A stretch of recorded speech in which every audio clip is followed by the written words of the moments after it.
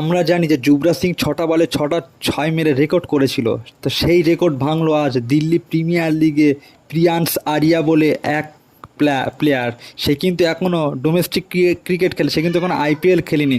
তবে এই দিল্লি প্রিমিয়ার লিগে আয়ুষ বদনির সাথে এই প্রিয়াংশ আরিয়া বলে এই প্লেয়ারটা, তারা দুজনা মিলে 20 ওভারে 308 রান করে। ভাবা যায়, রেকর্ড করেছে 308 রান মাত্র। প্রিয়াংশ আরিয়া বলে এই প্লেয়ারটা মাত্র 50 বলে 120 রান, তার মধ্যে 10টা 6 আর 10টা 4। আর আয়ুষ বদনি 55 বলে 165 রান, 300 স্ট্রাইক রেটে, 19টা 6 আর 8টা 4 মারে।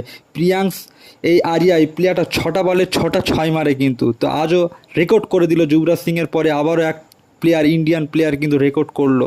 আইপিএলে কিন্তু এই প্রিয়ান্স আরিয়ার উপরে অনেক প্লেয়ার কিন্তু টার্গেট করবে। আর আয়ুষ বদনেকে কি লখনৌ সুপার জায়েন্টসকে রিলিজ করবে? এখন থেকে কিন্তু সঞ্জীব গোয়েঙ্কার কিন্তু টেনশনে পড়ে গেল, তাকে কি রিলিজ করবে?